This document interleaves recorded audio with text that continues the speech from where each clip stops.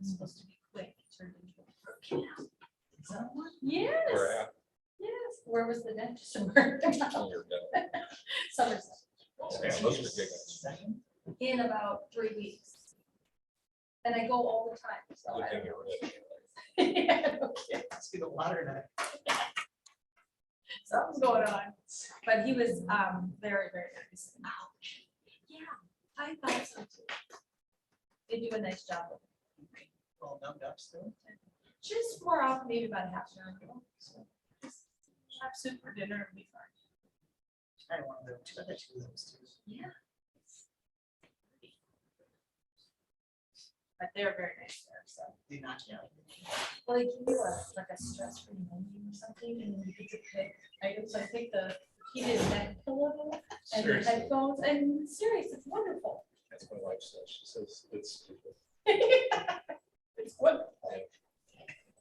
You Kinda like pillow, banners. It's all the same. It's all- The lavender pillow. I was thinking I'd start calling it the spa. On the problem is you can see. You don't even have. the headphones. Spot plus the spot's cheaper. Yeah, right. So, We appreciate the business. You're right there. yes. Little did you know, everybody's so great for the dental communities. We have our dental chapter right here. Great, it's Oh, right. wonderful, it's quite wonderful. I can speak to it.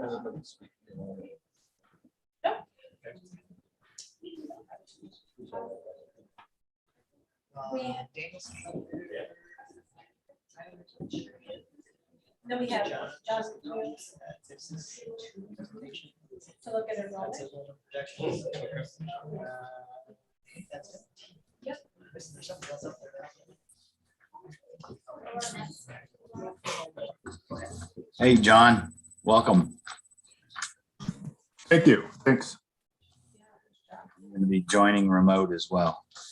Wanted to, obviously, Oh, perfect. All right, 6 o'clock. I'm going to go ahead and call this meeting to order. Roll call, please, Gail. Josh. Aye. Tyler, Here. Alex, Here. Jeff, Yep. and Andrew. Here. Do I have a motion to approve the agenda? So move. Alex with the second. Further discussion? All those in favor? Aye. Opposed? Agenda passed. Do we have anyone for public forum, Gail? Right, and right into oral reports, and I think we have John Mueller here from ISPIS, first to present on enrollment projections. John, the floor is yours. Great. I'm just going to share my screen here.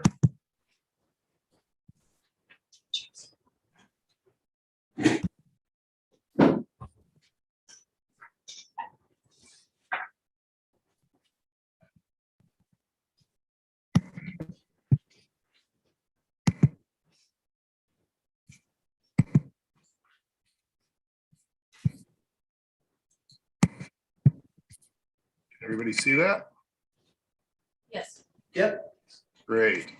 So yeah, I updated the enrollment forecast. I understand there's been some questions about open enrollment policy and such, and we were waiting in a lot of these for some new economic data because of what was going on with COVID and uncertainty over what that would do to birth rates. And so that wouldn't matter too much for the next 4 or 5 years, but then would start to compound after that were it an issue. So we went ahead and just did it using the same baseline economic forecast and surprisingly static relative to that. And I've done some sensitivity testing on the COVID stuff too, so we'll have some sense.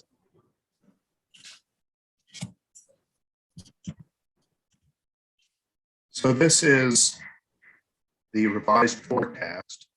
The last one we did was almost exactly 2 years ago, so we missed the one last year. And it's a little higher than the previous one in the out years, both because of underestimating in 2022, and we'll get into that a little bit. But the shape is remarkably similar, which is flattish, slightly growing for a few years, and then accelerating a little bit after that. So you're still well on the march to 2,000 students at some point. I went ahead and provided a comparison to the prior forecast. I like to do this each time. And the asterisk is there, like we see here. Those are actuals, right? So you get 3 actuals, 2 actuals, and 2 here. So FY22 is kind of in the bank, right, at 1,589 students. And these are total served. Butts and seats, as they call it. So this is all the kids that you actually deal with, adjusted for net enrollment in and out.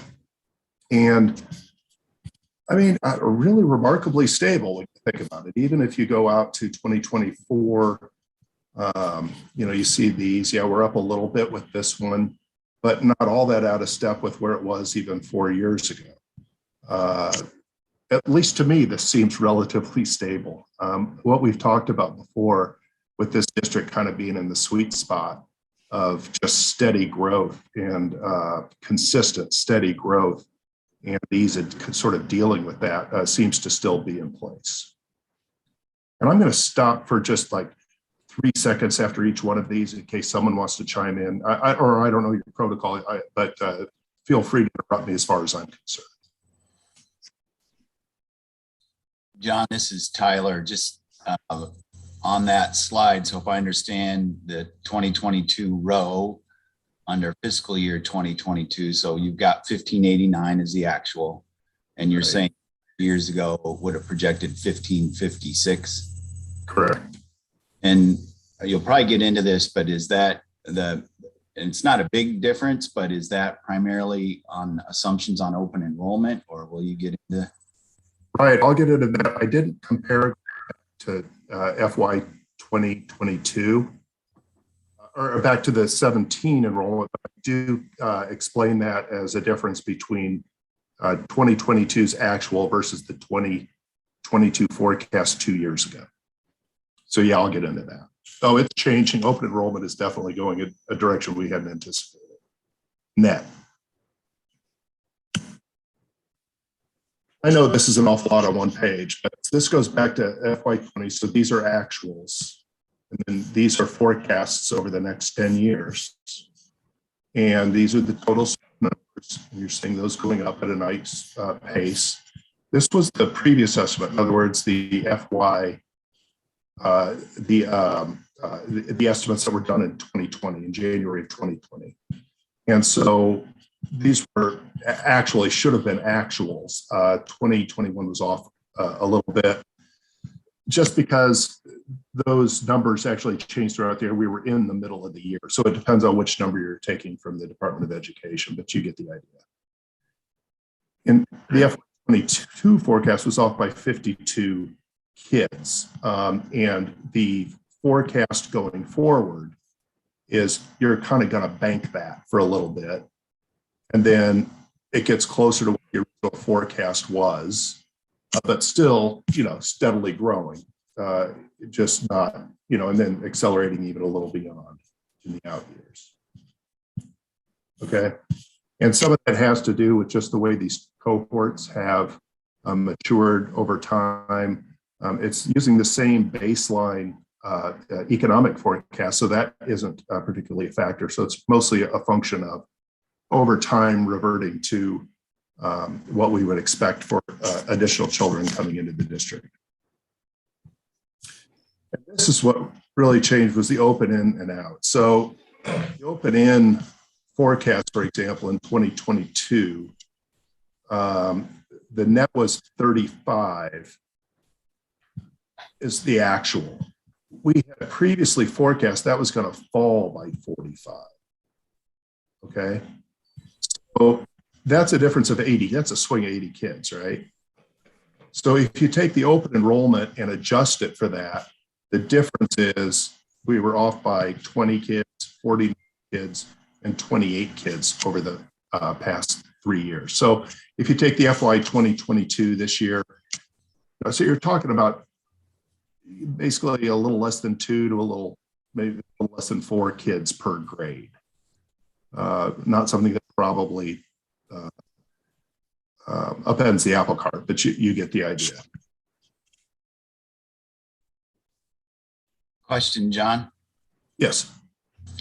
What assumptions, and if you're going to get into that, great, but I'm just looking at the very top row, the kindergarten. Yeah. Fiscal year 23 and then to 24 and on, it jumps dramatically. What is that birth rate, or what assumptions are in? It is. Kindergarten. It is.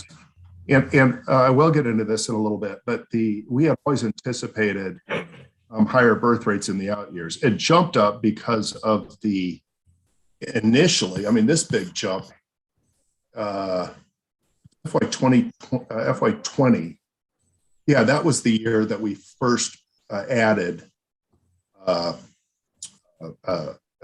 pre-K to the K, right? So we counted those as kindergartners because they're regular program kids.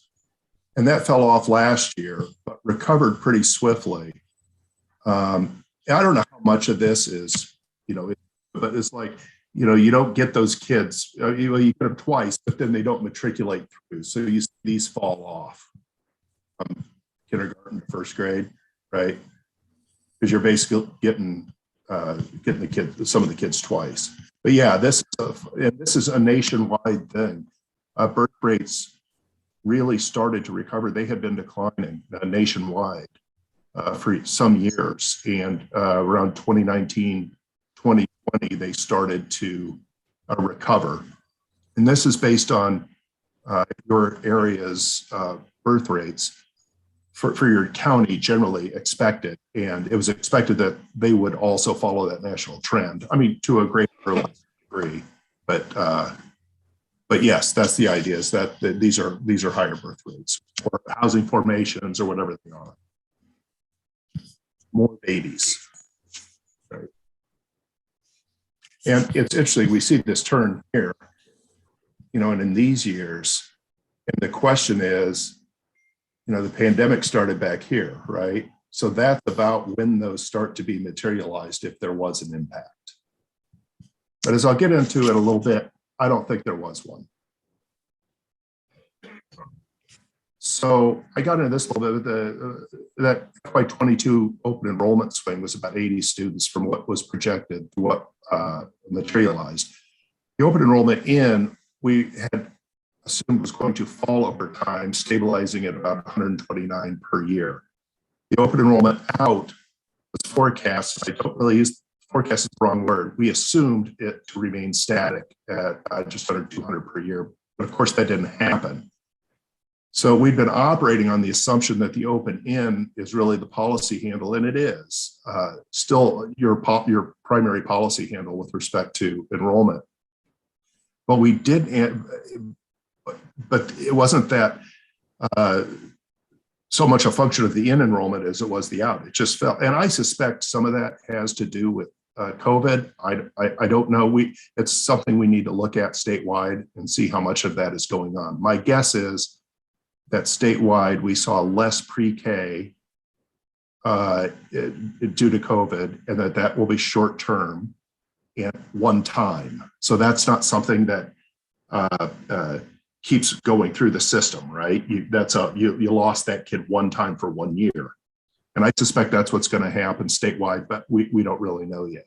And then, of course, the open enrollment out, I don't know if that's pervasive across districts either. That's another thing we need to look at. But I suspect there were fewer kids open enrolled out across districts. I mean, it would make sense. The parents are staying home. You don't want to drive 30 miles to where you work. It made sense maybe when you're driving with your kid, but when you're at home anyway, it perhaps didn't make as much sense. I'm open to any thoughts on that. I'm spitballing here. I really don't. Do all your numbers have drivers, or you just basically, is this a format of historical data with numbers? Could you ask that again, please? Yeah, are your, like the open enrollment out, what are your drivers there versus, I guess my question to you is, as I look at all these numbers, are I they just understand. historical figures, or do you have drivers behind each number, like your driver, what drives the out? Yeah, no, I don't have any drivers. I do not have, it is, there are no variables that are impacting either open enrollment in or open enrollment out, other than, board policy. Like we took that into account before, that there was some kind of a sense that that open enrollment in might decline. I think it was even frozen for a time, wasn't it? Which would have explained some of that. But no, I'm just assuming it remains static going forward. Is the general increase, is that primarily related to forecasted population growth, I'm assuming, and looking at Correct. the comprehensive plans out right now? That is correct. Right. So what we do is, probably new board members since when I was last year, is what I do is I start with economic forecast that we get from Woods and Pool Economics. And we take, so we see, the amount of household formation, and we see the estimated number of children born each year and the estimated number of kids in the counties that are affected every single year. So we have every single individual age as its own cohort. Then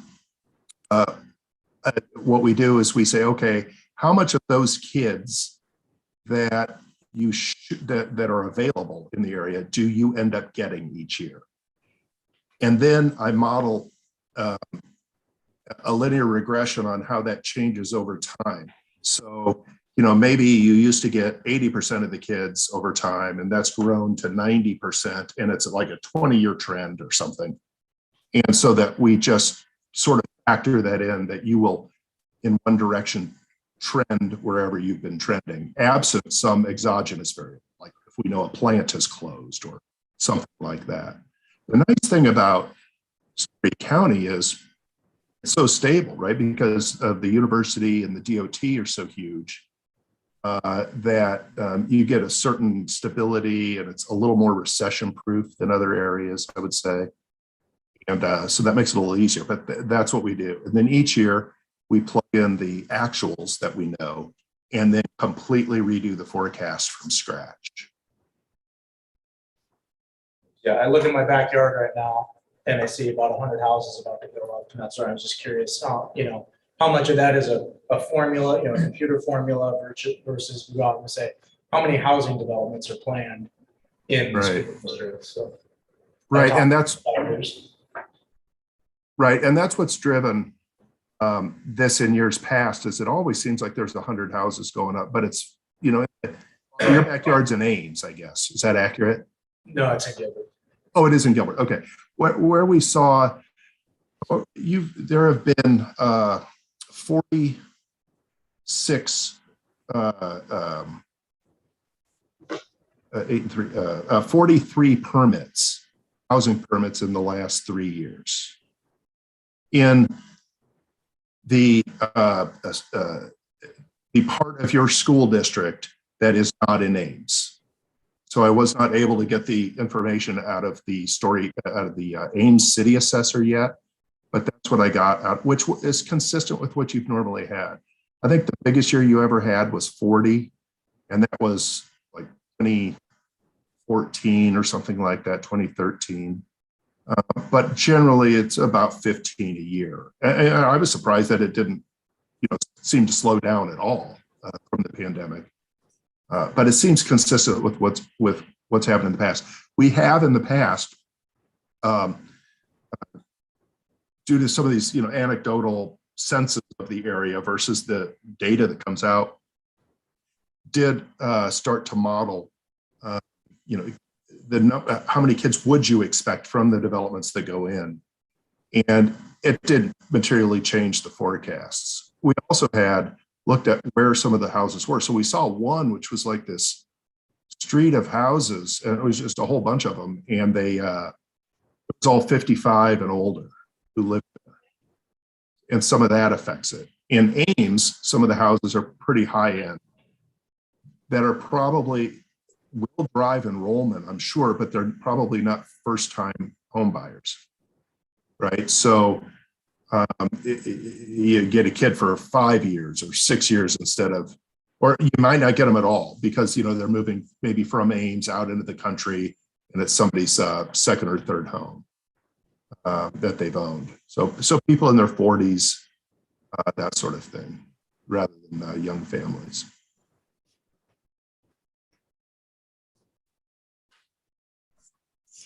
And I will incorporate that Ames data when I get it. And the sense of the Story County assessor was that there's more housing on there than in the non-Ames area. And that probably wouldn't be surprising to anybody. Most of it's coming up from the south, I would assume.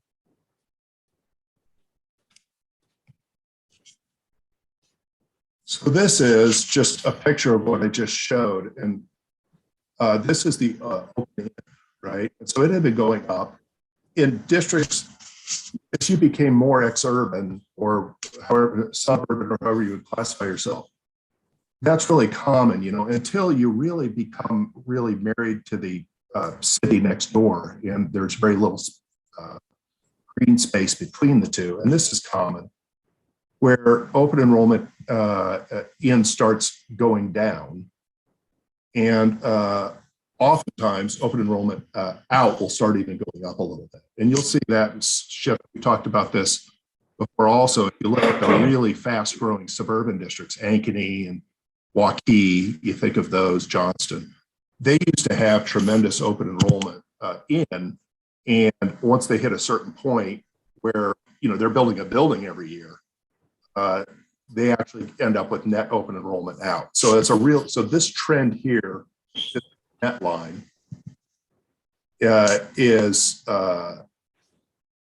common for districts like yours.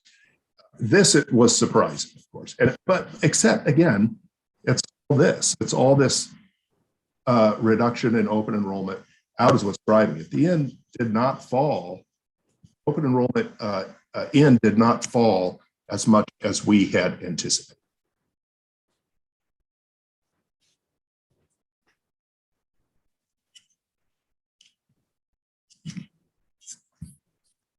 So here's something new that I hadn't done before, but I thought it was kind of interesting when I started thinking about it. Was I said, okay, you know, what I like to when I do these forecasts, I find another way to sort of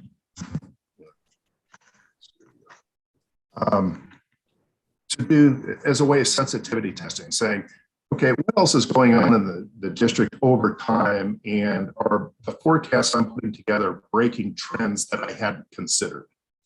And so what I looked at here was cohort aging history. So the grade enrollments for the class of 2013. So when the class of 2013 was in kindergarten, they had 56 kids and they grew to 96 kids. The growth here, the growth I'm comparing is actually first grade to 12th grade. Okay. So you've added 36 kids to that class, 28 kids to the, and then most recently, in 2021, you have 104, so you can add 28. Well, these are kind of interesting, right? Because there are different ways that you could grow. I mean, and it makes sense that your classes grow over time, because you don't just get new babies, you also get people moving into the district, and people move into the district at all ages, right? So you get new kids in 10th grade, you know, for example. But what struck me about this was that it seems to be a unitary growth, you know, arithmetic, you know, grows, you know, 30, 30, 30, 30, instead of thinking about it growing geometrically at, say, 2% per year, 3% per year, or something like that.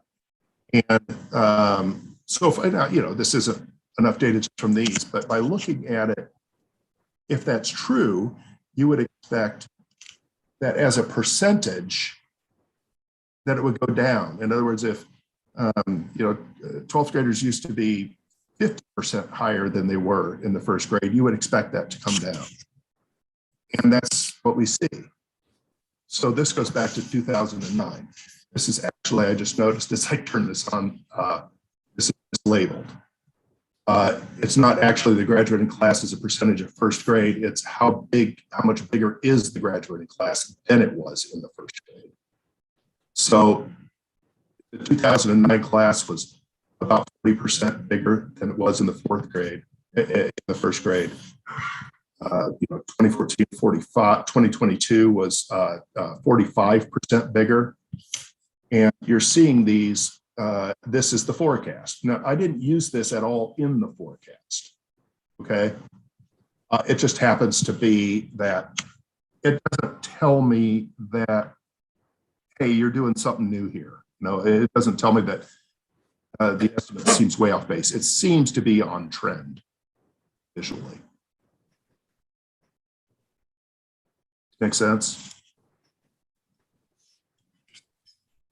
Yeah, John, just real quick on that, the data behind that. So the slide before that, other thing that we have, and maybe I think I saw Mike Danielson on, but we've got a factor where St. Cecilia's School in Ames goes through, I think, 6th grade, but we will pick up kids from that school. And it's not real straight across the board, but I was just looking at that earlier, and it's about 5th grade to 6th grade or in that middle school. But Mike, I think you're on. Is that when you usually pick up those additional kids?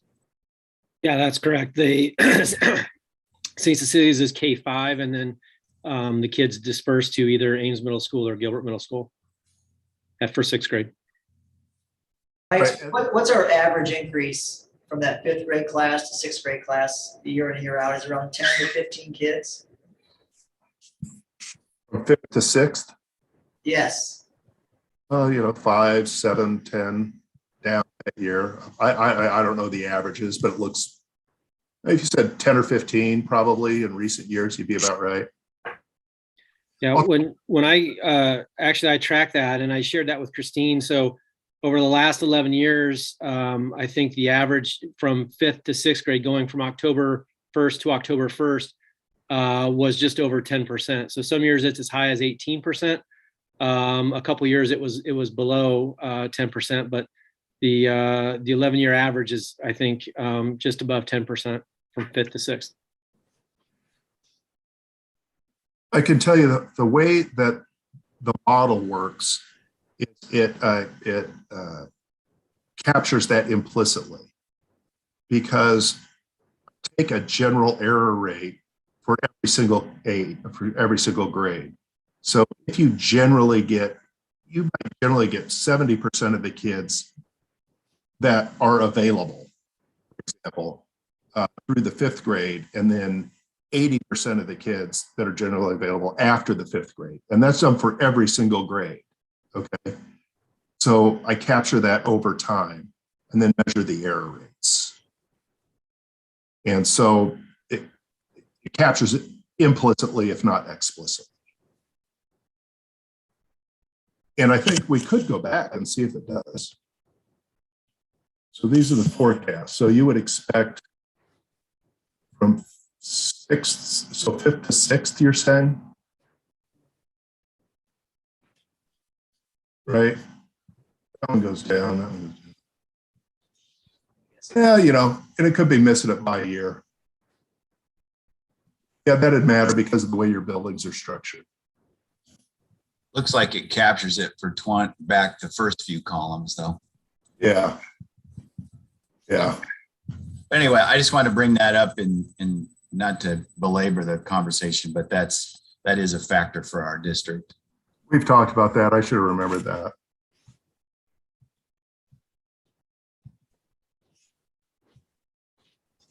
So anyway, so that was that. So these are considerations in future source of forecast error. Open enrollment policy, I think, is probably the big one in terms of whatever you do with it. That'll drive it one direction or the other.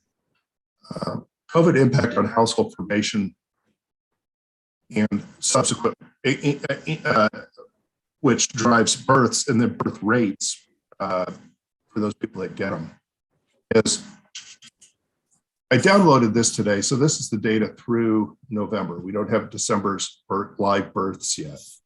And this was the trend again nationally. Not that births were down everywhere nationally, but birth rates were. And in Iowa, the population is stable enough or even declining in some of these cohorts that declining birth rates means declining births, right? Why? So you can go through 2020, you can see that it was falling. 2021, so actually, and you would think the first month of births impacted by COVID were December of 2020.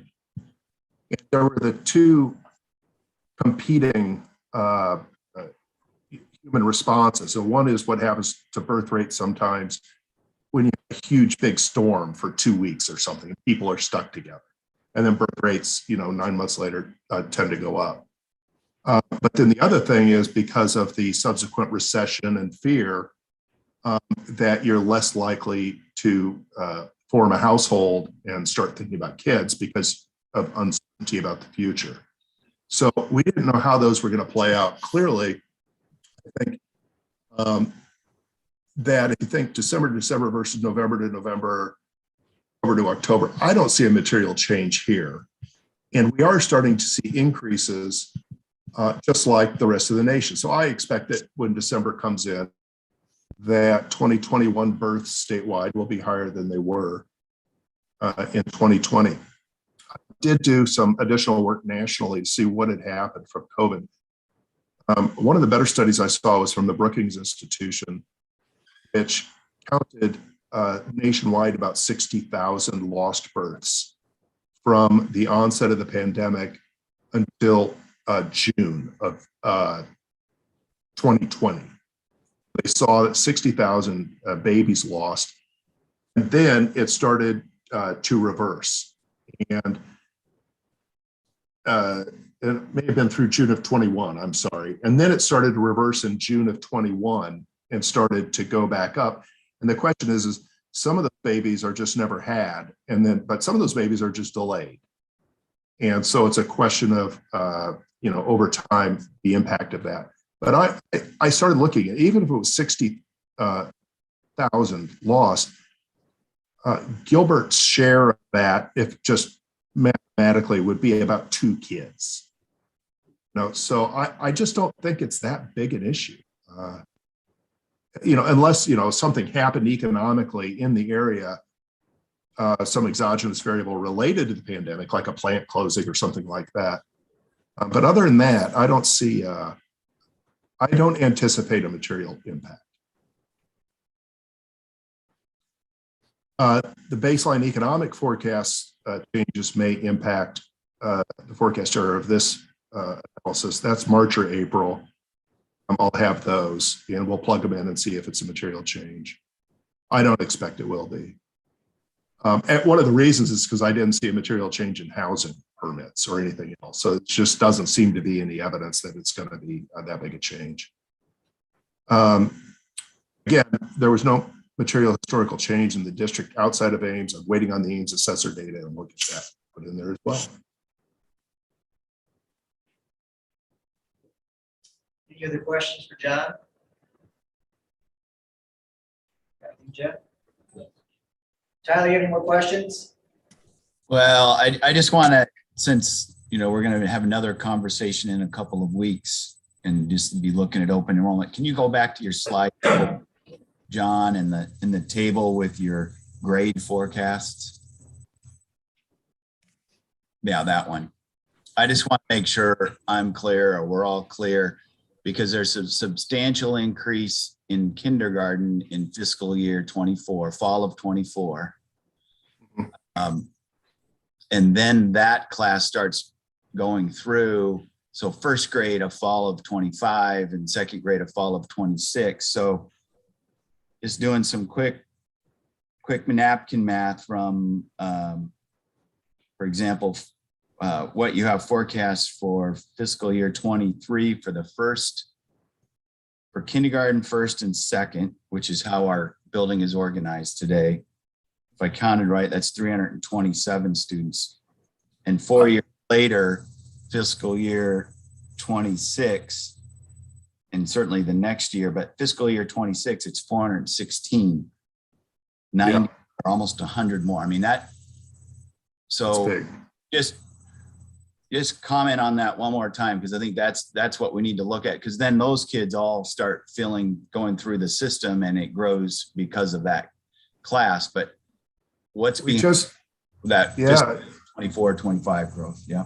yeah. So it's two factors. And one is economic growth in the district, people moving to the district, or older people moving it, different people moving to the district. So older people leaving and younger people coming in. It's a function of that. It's a function of birth rates. And I'm telling you, the children available in your district are going to grow by, what is that, 15% or whatever it is, 18%. That's what, there was a mini baby boom probably in that year. We can go back and look at exactly what caused it. But this is all driven directly from the population forecasts. Okay. Hey, John, just to clarify too on that, kind of back to that whole 5th grade, 6th grade, 10% increase. Is it safe to say we can take, for the projections for kindergarten going forward, we can take out 10% of that because that wasn't factored at the time? Or is that, I look at it like, yeah, there are kids in the district, but up in K through 5, they're not attending Gilbert. 6th grade, they will attend. Well, they always did. Okay. Yeah, no, I mean, I know how many kids are available in the district, and it's 118 by 22 kindergartners. Yep. And 21 is 95, previous was 112.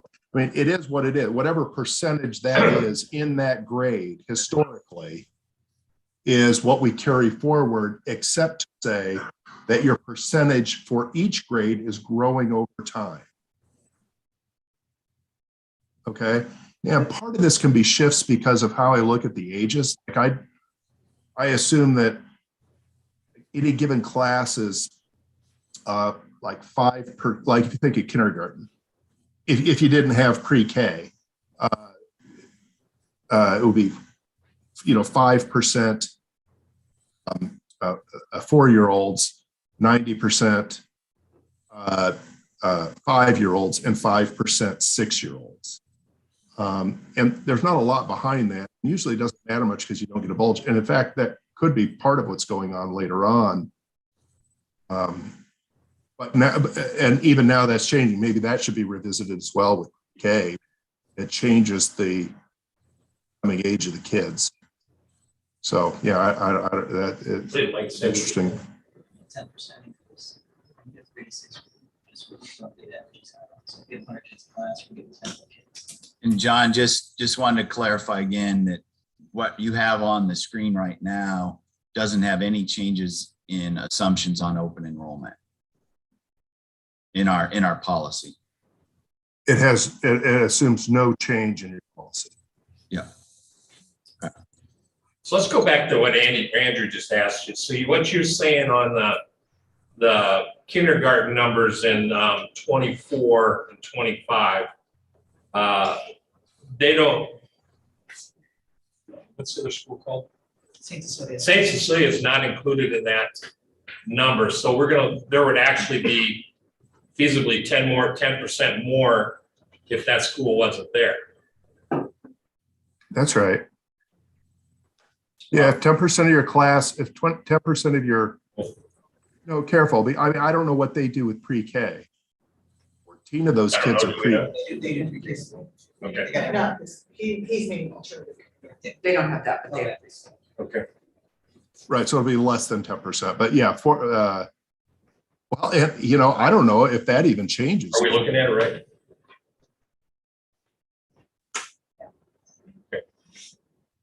The other thing, if I may, Go right ahead. there, if St. Cecilia were to make a program change, there's been some conversation about maybe they might add 6th grade to their program next year. well, then that will have an impact. That's not reflected in here, I'm assuming, John. But that would have an impact on us as well. So they might want to go to a K-6 program versus a K-5 program, and that could impact our sixth graders for this coming year. Just so we have all that information. Right. The biggest one I think for Christine, for you and the admin team, and for Josh and Alex and Andrew and Jeff and I is just that big jump that starts happening in 24 and then goes through the whole system. I mean, that's consistent with the timing when we were working on the master planning several years ago. That's why we said, hey, probably the next project's in elementary and probably needs to be in that time frame. But these numbers, John, are pretty dramatic, and we just want to be confident in what's behind them. No, that's important guidance. Let me go back and look at the underlying forecast, and I'll write you a note, see what I find out. If I could I just want to clarify one thing. When I said 10% growth from 5th to 6th, that's all kids. That's not just St. Cecilia's. So the St. Cecilia's number is variable every year. Yeah. Right. Okay. I just want to make sure you got that. That's by far our biggest jump.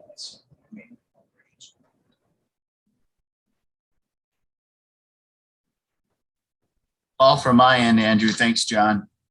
Thank you. Appreciate it. Yeah, thanks. Yeah, thank you, John. Guys, have a good night. You too. All right, Christine, admin reports. Yes, thank you. First up, we have our high school teachers here to talk to us a little bit about the high school Spanish trip presentation.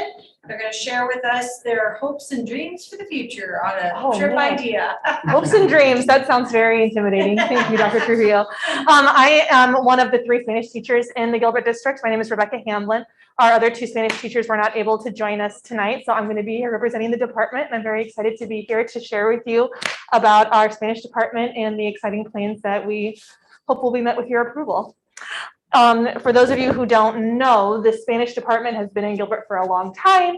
For decades, we took our students to Spain every other year. For several different reasons, we have not gone for a long time. We have not had students interested because they travel with their own families. COVID hit, that was kind of a problem. We took 1 year where we combined our trip with the FFA trip as well. So that was another year where we didn't go. And this year our department came together and we decided that we really would like to bring that trip back, if possible, as a Spain trip instead of a Costa Rica trip. The current dates that we have are for June 8th through the 17th, the 8th being a travel day, the 17th being a travel day, and then in country, the 9th to the 16th. And the current guesstimate price for this will be about $3,600. Since we don't have students confirmed yet and we don't have plane tickets purchased yet, that's not set in stone. Mr. Holton.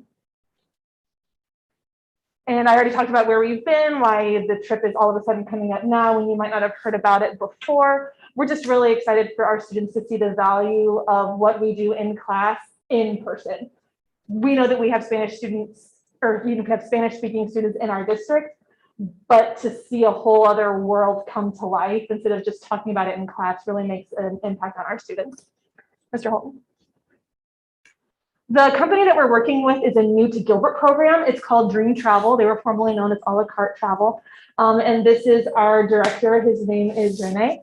He is from France. He has unbelievable connections in Europe in general.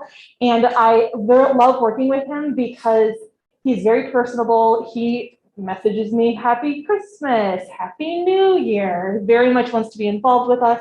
And everything that we put together in the trip, he crafted for us.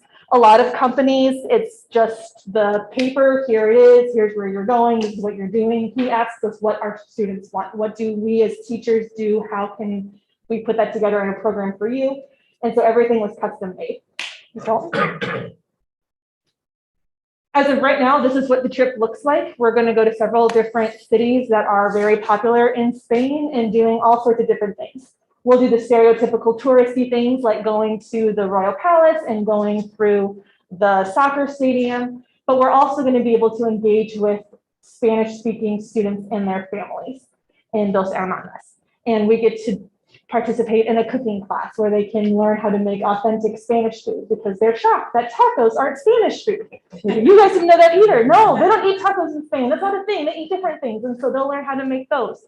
And it's just really exciting to go down to Granada to see all of the history that is there that no one knows about because no one's heard of Granada because we're from Iowa. We're Spain. Let's find out. Mr. Holton.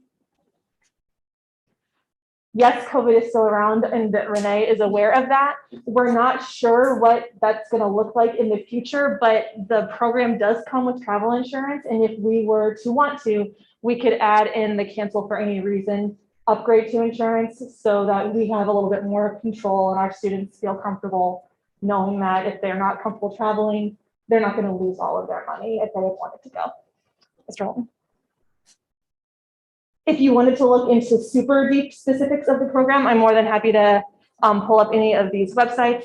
Again, I'm Rebecca Hamblin. The other two Spanish teachers were not able to be here, but they pass along their excitement and enthusiasm. And I think I'm done, unless you have questions.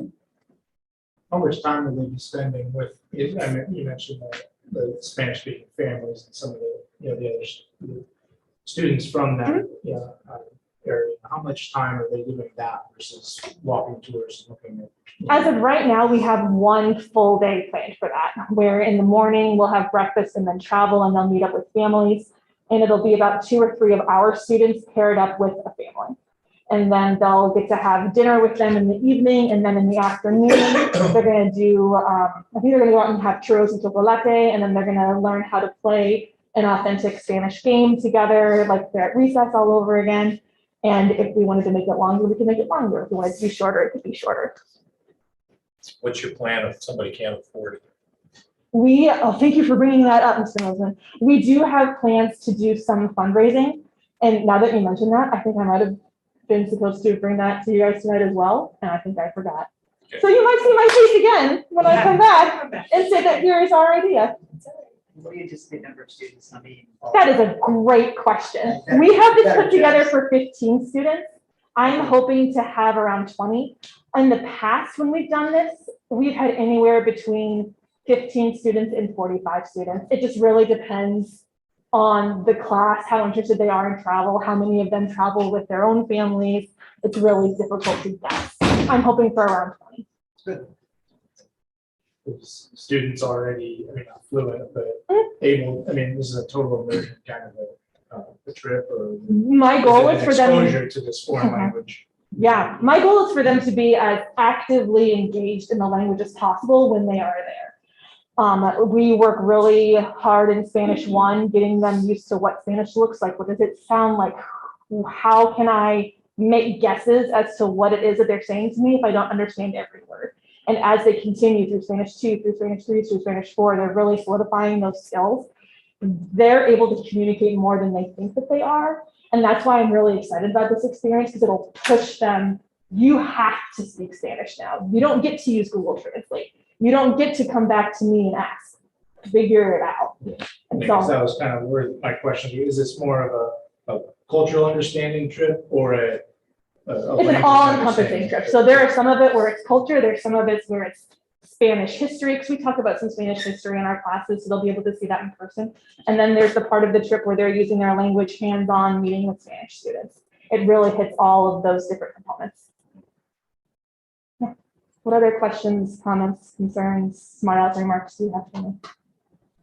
So just so everyone is aware, so this is the beginning stages of just letting us know all about this. And then we will bring it back to the board for a vote in the future, because it's so far down the road. We'll have that conversation and include a little piece about the fundraising and that piece that you asked about, so that you have that information and then we can vote on it at that time. So you have plenty of time for fundraising or how we're going to do that. Wonderful. Okay. Thank you. Thank you. Yeah, Thank you very thank you much. guys. Have a good night. You too. Okay, the next piece under administrative reports that I have is the 21-22 Return to Learn COVID update. Just a couple of things I wanted to mention this evening is that we did share with staff today. We are looking at the CDC and Iowa Department of Public Health recommendation of 5 days quarantine at home. And then if you're symptom-free, fever-free, coming back to work, coming back to school, wearing the mask for the 5 additional days. It is something that some neighboring districts are starting to go that direction. We're also going to take that on as well as what we talked about. I know we want to talk about it, but that's my recommendation. And some of it also comes from, we were talking earlier about having substitutes when you have teachers out for 10 days, that if they are no longer fever, no longer showing symptoms, having them come back 5 days helps the school district as a whole. So I don't know if you have any questions about that, or, and also Ashley is here, our resident COVID expert, to also share any other insights around that she may have.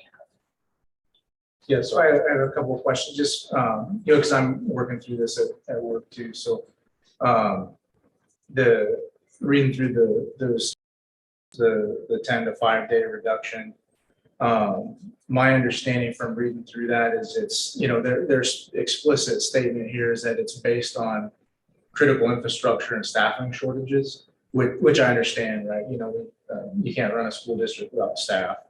I guess, my kind of question is this something that should be applied unilaterally to staff and students, or is that something that we can split out between the staff and keep the 10-day recommendation for the students? And kind of the reason I wonder that is because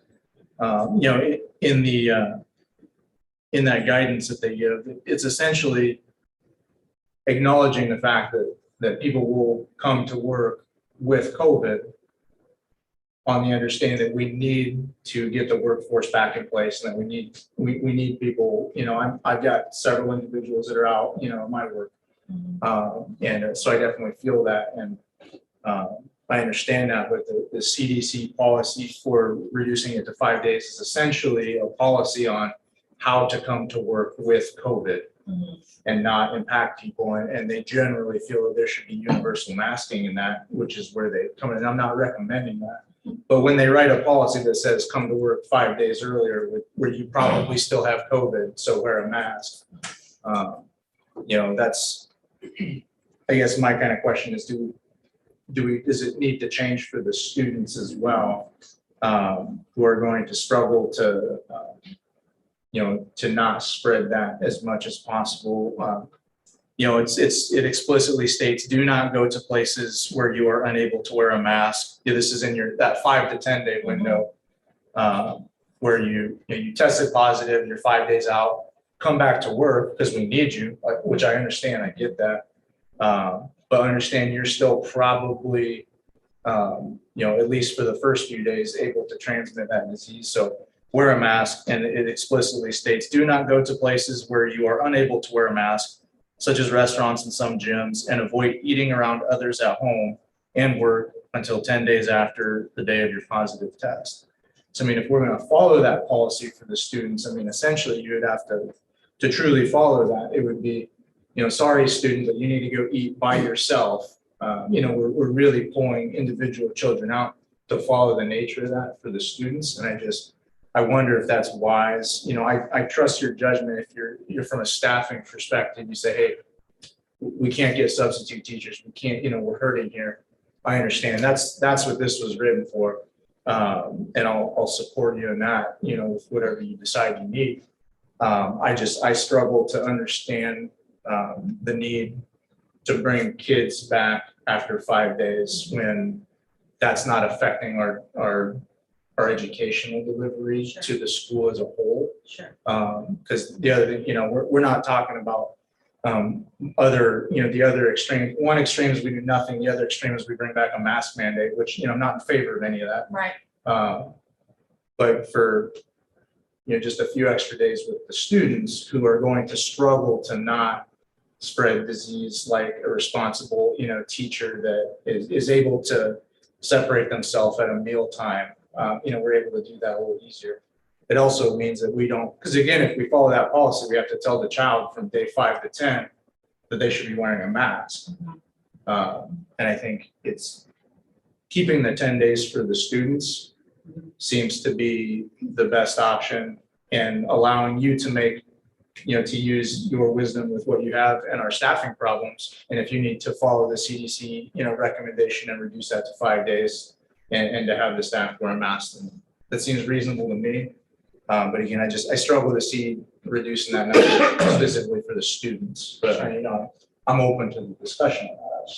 Just one piece I want to add to that, just as a reminder that we did send out to staff about that if they came back to work, they would be symptom-free. Mhm. We don't want them to come to work with COVID, just to say with or without a mask, we do not want them, if they're still sick and they're still not feeling well, we don't want them to come to school. Yeah, and we're not pressuring anyone to Exactly, come back exactly. early. We want It's people to your be- choice. That's right, we want people to be well, that's what that 5 days is about, that's what it talks about, and then that mask piece.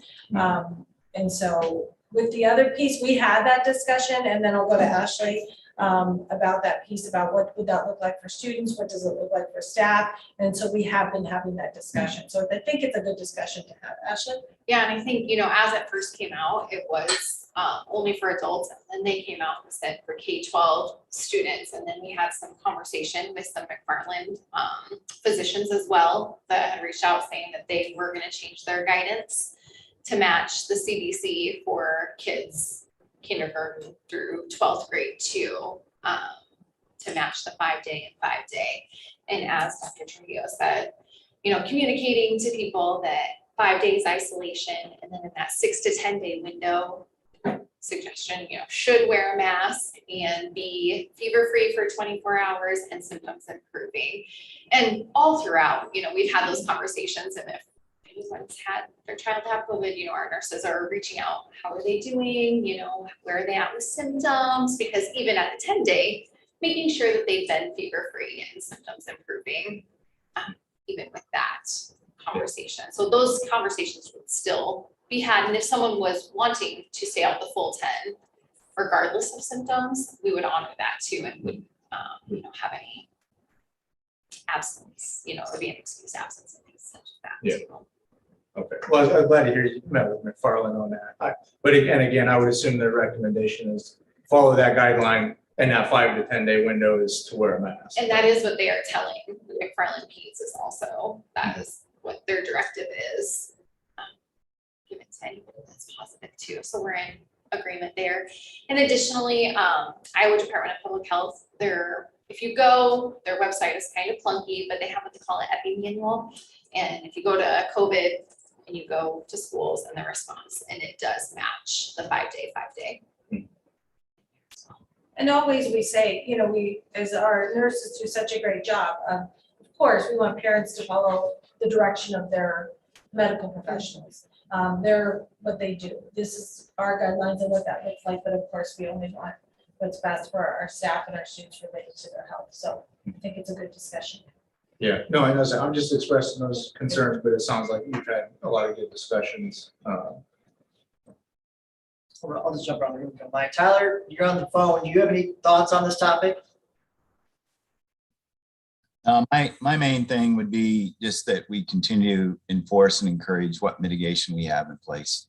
And Josh, I appreciate that conversation, and I too would trust our staff on what's the best approach, but I certainly understand where you're coming from on that. But no, I'm good with where we're at. Alex, thoughts? No, I mean, I empathize on, how difficult it would be to get students to, follow a 5 to 10 day protocol here. But if they're asymptomatic, I think it's pretty crucial that we keep them in-person learning as much as possible without far anecdotally effort. They've fallen behind in the past year. We get them in-person as much as possible if it's still safe. Yeah. Jeff, what's your thoughts? Good. Good. My thoughts are, I'm with Josh on most of it. I think it's important to get our staff back. We've got some shortages going on. Students, students are not as responsible as staff. That's where the worry comes in my mind too. With that said, though, I don't want to discourage students from getting tested either. My worry is some of the parents may not just test them, then just keep them home for a few days and say, well, I don't want to keep them home for 10 days. And I do want these kids to be tested. if they are sick, and I also don't want them coming to school.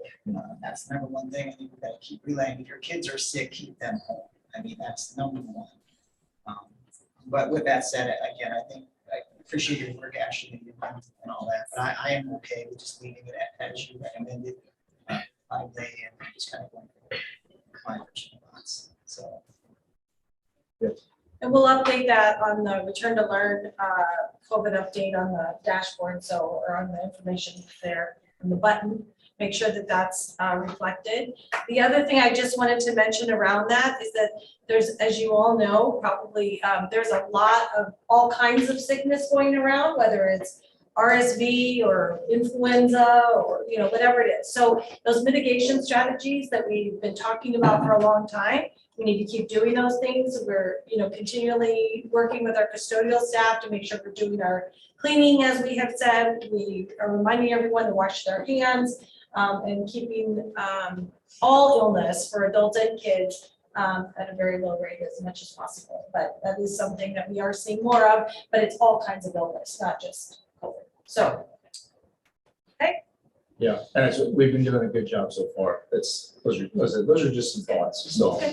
I appreciate Yep. what y'all have been doing. So it's working.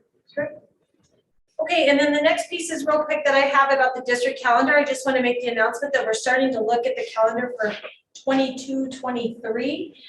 One of the, that'll be coming forward. I'm bringing some options to the district leadership team in the next week. I've been working with Stacy, who is one of our principals and has worked on the calendar extensively over the years. And of course, I'll be getting input from everyone. Probably the biggest piece we're looking at right now and working with staff on is right now we have professional development days about one a month throughout the school year, and it's a whole day. And what we're going to be looking at as a possible proposal is going to an early release by a couple hours. Maybe we're looking at every Wednesday, so that kids would get out, teachers would have that 2 solid hours to work with their teams, develop curriculum, and really have that great time together. But there'll be more to come about that. You'll see that in I believe it's a public meeting we have to have in February. Is that right? You know, the public meeting or public hearing. Thank you. Okay, with the calendar. So there's more to come about that, but I just wanted you to be aware that that is something that we're working on, and we'll be working with the staff to get input from everyone to make good decisions about that for next year. So, and that, I'm just going to jump right into announcements and celebrations, if that's okay. With that, I just want to, with celebrations, I just really want to say Happy New Year to everyone. And also with that, I want to, this week, our high school students are taking finals, so they're busy with that. And I appreciate all the work that all of our teachers are putting in with having the time off, but they're back and fast and furious at putting lessons together for our kids, and really grateful and thankful to all of them for the work that they're doing. So that's my celebrations for now. Any other announcements or celebrations from the board? All right, moving along, board reports. Patrick Davis from De Novo is here for a quick update. Good evening. Hope everyone had a great holiday and didn't eat too many cookies. Just going to give a quick update. Reminder, the scope that Christine and I had talked about was assisting with the educational foundation and pushing forward the outdoor learning space initiative, transportation plan, and then facility assessment. So far with the education foundation, I met with Austin and had a good talk with him and learned about what the educational foundation does for the district and the good things that they've contributed. And so moving forward with the outdoor learning space contribution to that, the first step we're going to take is to include with our facility assessment staff survey that's going to be going out tomorrow, a couple questions as far as what that would look like to them and amenities that would want to be included, and to start identifying kind of what that scope would look like. Any questions on the educational foundation? Okay. For the transportation plan, our role is to help identify a plan moving forward with the new bus rotation, maintenance planning, et cetera, other things that go along with that. I've met with Bruce so far, gotten information from Gail about and also information about the existing fleet. And so that's everything that's coming together to help inform those decisions moving forward. Yeah. And then moving on to the facility assessment. So we'll be on site on Thursday, digging through all your buildings, putting together what that existing conditions look like, and offering input, including with suggestions about renewal time periods and whatnot. So yeah, I spoke with Dan, did a pre-walk with him, and have a really good idea about what's going on so far. Took that back to the engineers and assessment team. So we're ready to go on Thursday and anticipate coming back in about a month after that to come back with results. So Christine and I will discuss how we want to present those. Perfect. Any questions? Questions for Patrick? Appreciate the update, Patrick. Thank you very, very much. Thank you, everybody. Took it easy on you today. All right, next we got to appoint board member for the Story County Conference Board Representative. I know Jeff Mosman has done this in the past for us. So would anyone volunteer to be on that? Jeff, you want to do it again? Yeah, I'll do it. Do it again, Yeah. both for Story County and Ames? Yeah. Okay, and I know I've been your backup on that too. I know a couple Okay. of deals, so. That really doesn't come up very often. Just how many times did you? Google, yeah. Well, they meet quite often, but they give you like 1 day notice. So, I've made about half of them. Yeah, well, I know the assessor should see. Yeah, because we had an assessor hired one, then she quit like 30 days later. Yeah, so an appointment from somebody from the board needs to, it's on that kind of review and part of that process to hire a new assessor, so. Yeah. Unless one of you two want to do it. we want to. Yeah. You want to be on it? You seem really interested. I don't want to take that from you. You got one? Phil? We can check it out. We'll have all the money. Fair enough. That's good, that's good. No, it's I owe you. it's actually pretty good. It's fun to see it. All right, Jeff, thank you very much Yeah, for yeah. that. That's awesome. Start for today. District taxable valuations, Gail? Well, this is the first step in our fiscal year 23 budget process. Sounds crazy, but April 15th, we will have to have our budget certified. So this is the first step of moving towards our budget process. So what we learned is that our tax evaluation only grew by 2.85%, which is the lowest since 2005. And I think the biggest, and I put some information, so 2005, we had a 0.55. And so we currently are at 2.85. Now, with the comprehensive financial projection model, we forecasted 5% increase. So one of the first questions when we have our work session on the 24th is with, and I did include some information from Travis on why did we suffer a 2.85 and not the 5%. And he talked about the rollbacks, and that's way deeper than I know about taxable valuation. But a good question that we will want to find out what the answer is modeling our budget going forward. Do we stay at 5% or do we need to pull that back a little bit? Now, as you can see, some years, what does that look for the future? And some years, we've had 8, 7, 5, 9. So 5% was a really good, and you can tell the last, this year 21 and 22, 5% was right on. So the first thing we'll want to ask him is 5% realistic moving forward? And he should be able to answer that with the information he knows from the auditors and the taxable valuations going forward. So this is our first step of the budget process, and there'll be more to come. I am scheduled to do a work session the end of January to start our budget process. And then I'll be bringing that to the board of what our that looks like going forward.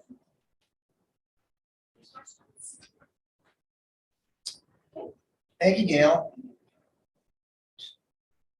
All right, moving along, any questions for Gail on that? Good. Construction update, I think Sam, you're here for a quick update on the bike path extension. Yes, thank you for seeing me tonight. Just wanted to give you a quick update on the bike path extension project and also solicit approval of the drawings that were in part of your board packet. There are a couple of things I wanted to draw your attention to.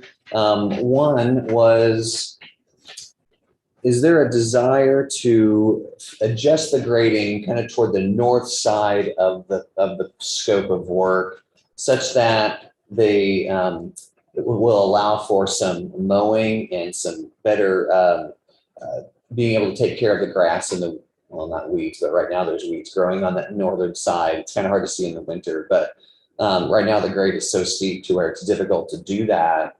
So talking with Scott Williams with Foxes, do we want to level that off a little bit, adjust the grade so it's much easier to get in there with the mower and handle the maintenance of that northern. What made it so steep? I think it's just the way it's currently laid out with the road and the adjacent kind of culvert there. Right. But he can adjust it such that to clean it up so it's not as steep. So what was the finished grade on the last project that left it like that? I'm not sure. It might have been adjusted years ago, or there's a project. I'm not entirely sure there. Or when that original path was put in, the small little 4-foot sidewalk. I don't know when that was done, but I think it's been that way for years and years. Would we have to bring dirt in, or is there enough there to move? Well, there would have to be some dirt to be brought in. I don't think there's not a cut and balance to where it would be neutral. There would have to be some dirt brought in.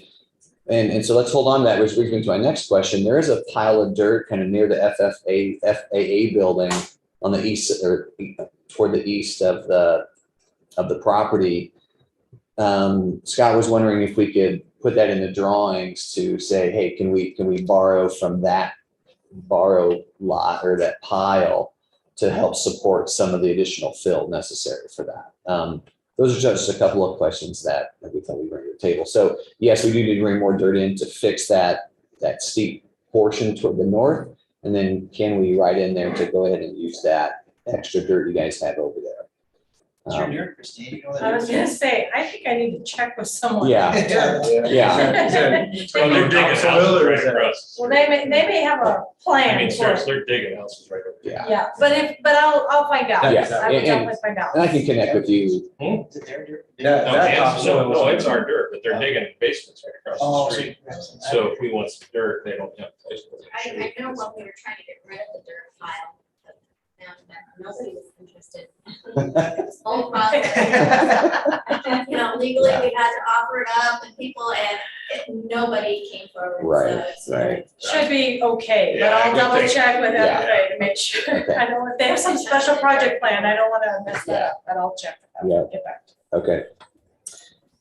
So I'll connect with Christine on that Yeah. particular piece of the puzzle there. And then there's another thing that I was speaking with Gail earlier last week regarding the bidding process. So the proposed cost opinion for this project is right around $75,000. This is what we spoke of a handful of months ago when we first were getting this project going. And that happens to be within the threshold to where we could go through a process that wouldn't have to go to a public bid scenario. We can simply specifically invite 2 or 3 contractors that we've worked with in the past or that we're familiar with and get competitive quotes from the 2 or 3 contractors as opposed to a full public bid scenario. And I'd recommend that since we are below the threshold and just, that way we can handpick contractors that we are local and that we've worked with in the past, are familiar with working with, to kind of hone in that process. It simplifies it, but the biggest difference is being able to kind of handpick which contractors we'd like to bid after it. What's our number? What's our number to put stuff out to bid? 125, 139. 139. We're Yeah, we're well below that. feel comfortable that would come back in some of I think that. Jeff had a concern about, I think when we talked about it, not subcontracting. Yeah, we want people to own the work. Yeah. So don't bid it. Don't bid it and then turn around and sell it right back out. You know, that's great. And if we go with this scenario, we can talk to these bidders and say, hey, you guys are going to self-perform the work, right? You're going to, it's on here it is on Yeah, the they're gonna drawings own and it. you're doing it, right? Yeah. We Yeah. keep it local, I mean, Yeah. Just bring in. That's good. Okay. What's everybody's thoughts on leveling up? Pat? I think you gotta give us some numbers. I think we gotta do it. We gotta do it the smart way. Do you have numbers on it yet or no? Not for that particular piece, no, in terms of the additional fill or whatever to require to do that. I could talk to Scott and then I can get an estimate on what that would be if you like. Yeah, I think we, I mean, we kick it ourselves down. 138,999. Budget. We could be some- Yeah, so no, I would say let's get a bid on it and just see what that's gonna cost to level it out. And we can look in the dirt, we can find dirt somewhere. And so where is this actually? You're right down here at the north, right? It's right immediately, it's off of Gretton, just south of Prairie View Drive. Yeah. South of Prairie View. that goes Yeah, south of Prairie past- View. Past the sign. Yeah. Up to pretty much to that turning. Yeah. Yeah. It's that stretch, Yeah. right now, it's just a sidewalk. Yeah, there you go. Make it light. I know, but if somebody left it like that, it's kind of great. And they build. Yeah. Yeah, I mean, what's that? Oh, okay. Yeah, that middle section there. Yeah, I think when the 4-foot path was put in, I think they just laid some concrete down and didn't deal too much with the grading, but this would hopefully, fix that. In terms of getting a bid, I can get a cost opinion from Scott, and then see how much that would add potentially to the project. And I can't imagine that would put us over that threshold, but I guess if it did, then that would force our hand to go with the public bid scenario. But I can get that information back to the board. Yep. So do we want to, sorry to keep throwing questions at you. Do we want to postpone a formal approval of the project or the bidding set 1 month from now, or? Are you gonna pour it in the winter time? Are you gonna do the work now? No, we wouldn't do any work until the proposed work, just to keep prices low. We'd start work up in the spring. So first thaw, it'd be, middle of April or something like that is when So we you do can the hold work. Anyway. prices that long on a project? Yeah, we could get prices within a month from now. If you guys approved it tonight, we'd send it out to bid to these 2 or 3 contractors. Then we'd ask them to hold that pricing until, spring to do the work. So we could wait until we get a bid from, not a bid, but a cost opinion on what that additional cost would be and send it out a little bit later. Just the later you go in the bidding climate, the potentially higher they are. Contractors are filling up their book of work, things like that. So it's kind of a. Yeah, I think here's what I'd like to see our board do, if you really want my opinion, is I want to keep the sidewalk project separate from that other project. Because it's gonna push us over. We're gonna have to bid with it, then it's gonna cost us a lot more money. So just finish the side, my thought is do the sidewalk project. We're not gonna level it out this year yet anyway. Then we'll come back and do that as a second project. Well, I Jeff, think they're immediately and they're adjacent to each other. Oh, I know, Yeah, Tyler, but I don't know how you do the leveling out without disrupting. Well, I don't know how they level it. They wouldn't level it out for free because they're already there. Yeah, well, that's the issue to work through. Yeah, that's my issue. Right. Yeah. That's the issue to work through, Jeff. I would agree. Yeah. And let me, maybe it's if Scott says, oh, it's just a few $1,000 increase, then maybe we're fine. If no, it's 50 grand increase, then it pushes it over, then we might need to rethink that. Yeah, that's fine. Is that a good way to proceed with it then? I could talk to Scott as early as tomorrow, get some insight and whether or not we do a formal pushback of the approval, or if we do maybe a special approval some other time, we can do that too. How many yards of fill are you thinking? That's a great question. I don't know that. Speaking with Scott, it didn't seem to be too much of a thing. He was assuming that we'd like to do that. So we didn't think that was too big a deal. So my gut reaction is that it's not too big of a cost increase to help level that off a little bit. But I don't want to speak prematurely and then have that blow up in our face. So I think a good course of action would be, I talk to Scott and get his opinion on what the yardage is of cubic yards of fill. We have cross opinions on what that would be, and then we can do a quick assessment of what that would add to the price. And then I can get back to Christine. We can work through, a formal approval process and timeframe after that, if that works. If that sounds amenable to the board. Yeah. Okay. Do you want to have a motion to approve the construction now, or you want to hold tight? I'll approve the product right there, but I won't do the grading. Okay. Hold tight on the pricing. So if you want to make a motion to do that, I'm not making the motion, you're making the motion. I'll make a motion to do it without the grading. To do what, So we'll do as you've kind of shown here tonight, but without knowing the pricing of the grading, which we'll talk about separately. Okay. So we kind of try going to bid and kind of moving this along. Is that what you're Okay. saying? Mhm. Okay. And if Scott says that it's not going to add much, maybe we just go ahead and put it out to she's bid got and see where it's at. authority, I think I put $6. Yeah, $650. Yeah. Yeah, no, I, Okay. No, but she's got authority. Okay. do we have a second? Second. Alex, do we have any further discussion? I just, I don't see how we split it out. I realize the issue, Jeff, but then, I mean, if you look at that area, and not to go into all that, but the grade on that ditch is the same on the east side it is on the west side, which is the residential, and it's the way it's always been. So if we want to fix it so we can mow our half, our side, why not put that into the project? So I don't see splitting it out, because then we're going to turn around and, well, now we've got to change the grade and that changes the project. I'm just concerned that it should all be together. Yeah, the sidewalk's going to be on top of the grade, which would get adjusted. So that, yeah, it's difficult to pull apart. I mean, we think. If it comes back, that's gonna be a lot of money. We're gonna probably come back and vote on this anyways. I mean, if the Right. grade, because it's all. That's right. So really, we're kind of voting today as is, and if the pricing comes back and it's substantial, we're gonna come back and vote on this some another time. So what kind of, I'm looking at it. Is that right? Yeah, I mean, if Scott comes back and says there's no, it's 100 grand. inconsequential, Correct. then we can just proceed. If, so maybe it's a conditional approval to where if the price isn't ill affected so much to where it pushes us to that next threshold of bidding process, then we go. I think Christine's got We got she got 25 or 50 or $1,000 or whatever. You the guys number is. just upped it, I don't know if Gail Yeah. remember, we just upped it to another number. We could just. No, it's more than that. It's nothing I thought it was nothing like that. 25. Yeah, That's what I I do. think that's the way we do it. Yeah. Yeah. Is the concern that they could come back basically more than $50,000 You got it. to add the grading? So then it kind of changes the project and how much you want to spend. So we're good.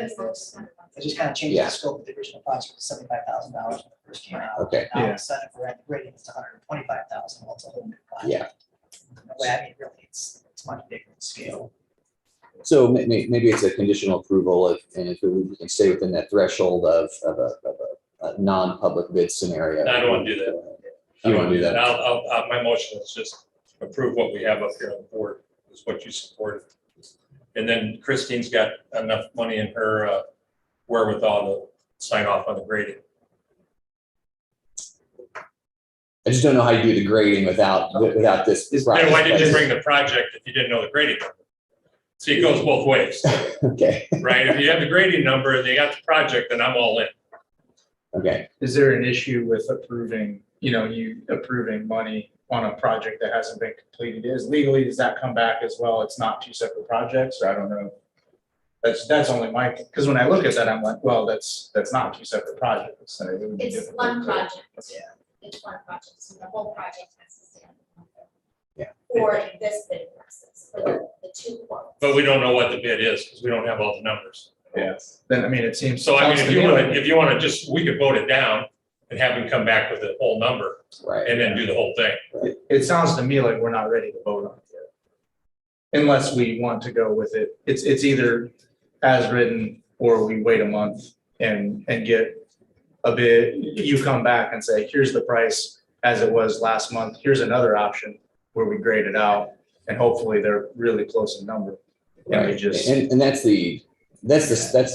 it'd anticipation. be nice to have those numbers today. Right. That's, And I the hold understand. up, and the hold up and wait 30 days is just less contractor to bid on it. I mean, really, if they're filling up their job. Right. I mean, they might fill up some of their book, but that doesn't mean we can't go after a couple of the contractors. Yep, no, the nice thing, I agree, let's just hold tight. We'll hold tight to the next meeting and then, Then you gotta vote it down. oh yeah, well, there was no, yeah, it was further discussions, yeah, I guess. All in favor on passing the motion? Aye. All opposed? Nay. Aye. So that's myself, Josh, Tyler, and Alex. It's 4-1. 4-1, yep. So we just gotta just scratch it till next meeting then. Okay. We'll hold tight when it gets the bid on the grading of the land, so, And you're probably right, it probably won't. yeah. Well, that's my speculation, but, Yeah. but we also don't want to go too far and then. But we don't want to spend, Right. So, you know, it's not our money. We can't sit here and spend money. We don't know what it is. okay, well, So- those are the questions that were kind of outstanding that came up kind of last minute in our process here. So, okay. No, Sam, appreciate it very, Yeah. very much. Thank you much. Okay, yeah, And thank Sam, you. I'll get back to you about the dirt as soon as Okay. I've already sent out an email. Okay, So great. that I have a Nope. response. Do you ever deal with dirt So, there? yeah, no, never once. Some really Black good dirt, dirt. got black dirt up Lot here. of sand in Arizona. Thank you. Hey, thanks, Yeah, Sam. thanks, Sam. All right, next topic, Gail, I'm gonna have you kind of jump in quick and just kind of explain this before we go ahead and go to a motion. Okay, so this next is dropout prevention application. And this is totally funded by property taxes. And it's additional funding. And I brought up this page because this is how it's calculated. It's a cost per pupil times our enrollment. And that's where we come up with the $338,890 of additional funding for at-risk dropout services. And so then that's what's on the approval for SPRC to get that authority so we can tax this on our budget for April 15th. Now, this $338,000 of additional funding for dropout prevention. And this is what we do with it for our program.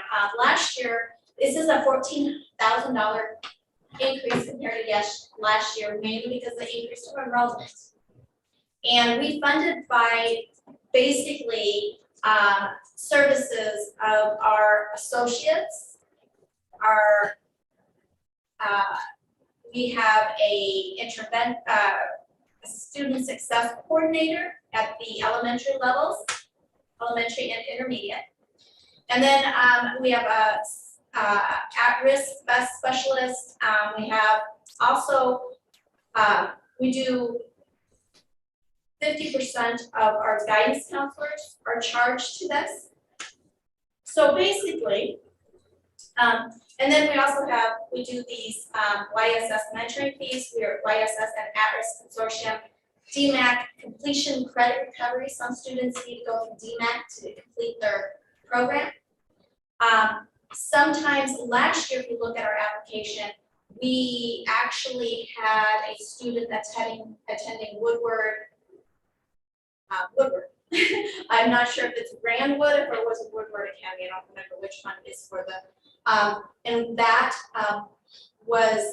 it was a student that was non-special ed, so it was dropout prevention for us to transport him, the driver, his tuition to Woodward Academy, I think is what it was.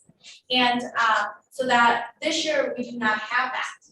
So mainly we use it for FTE of staff that we already have.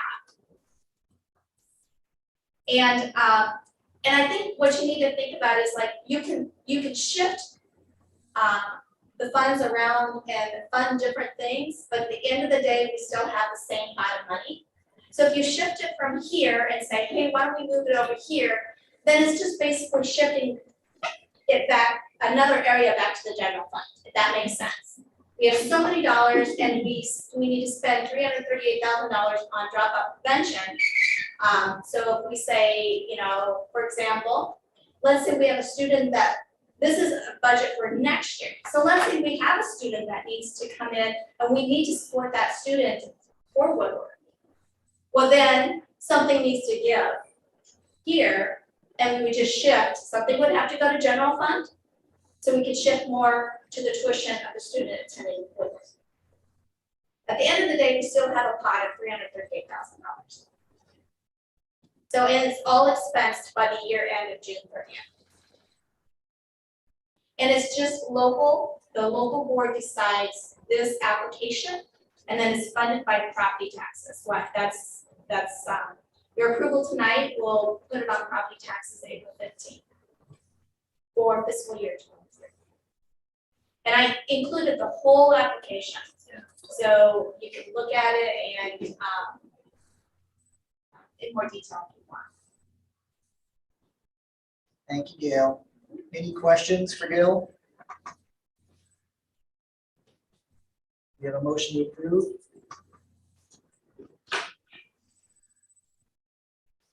Yeah, I'll make a motion. Do we have a second? So Any further discussion? All those in favor? Aye. Opposed? All right, motion passed. Next item, we've got a new bus bid. Christine, anything you want to comment on that? And you guys will see the summary in your packet. We're going to sell old bus and buy a new bus. Right, so my only comment is, I mean, it's pretty standard. I understand that you do this, we've done this annually, so this is not necessarily new. However, just a couple of things. One is that we are continuing to look, as we heard from Patrick tonight from Genova, to look at our fleet, to say what is needed. With that comes, as we start moving forward into the next school year, to look at what do our routes look like, and do we need to have a new bus every year to make sure that we're maximizing the buses that we have. So we'll continue to look at that, but for right now, this is something that has been done over the years to continue to ensure that our fleet is top notch. How long are these depreciated out for, or what's the lifespan? Are they on like a 15, 20 year? That's a wonderful question, and that's exactly why we have de novo looking at that, because it's something that I am not familiar with, what that looks like, of the cycle of that. But one of the things we've been talking about is it's not only, you know, like when you buy a car, it should run for this many miles, but it's looking at the miles as well as how much time they spend, the idle time that they spend, what we're doing to service the bus to make sure that it's very at its peak. So we'll get that information when we have that plan brought back to us from de novo. So that information is coming.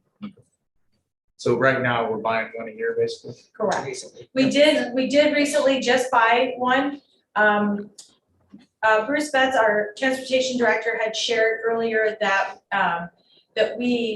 he had some older buses and he was concerned about the age of them. And so we did go ahead and buy a bus, was that a month or two ago, that was available to us. And then this one, so actually this year will be 2 buses, but we have to vote on it now, so it arrives by July or August because of how things work.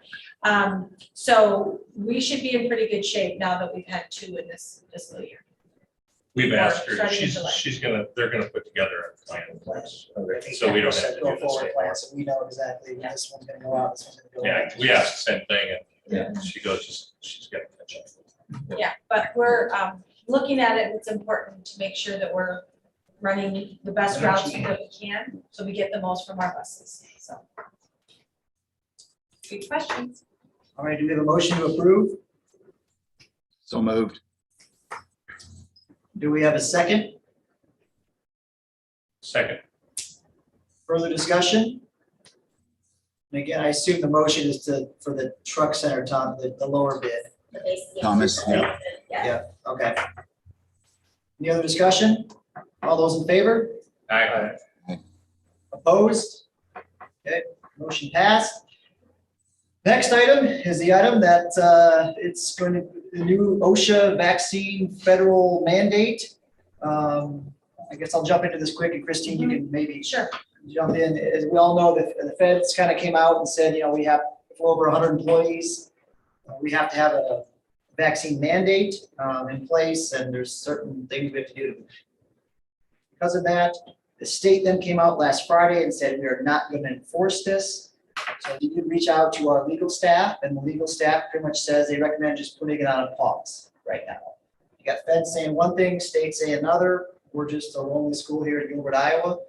And so we were advised just to kind of hold tight and pause and just kind of see what plays out between the states and the feds. So is that correct? That is correct. We did, it was recommended by our legal counsel to start the process. So last week, we sent out an email to all staff asking them to share their status. I was very specific about having that information just come to me. And also I did have Gail on that just in case one of us wasn't available. So staff could know that it was going to be kept confidential. That is their right to have that as a confidential process. But we were required to collect it because of it's a federal mandate.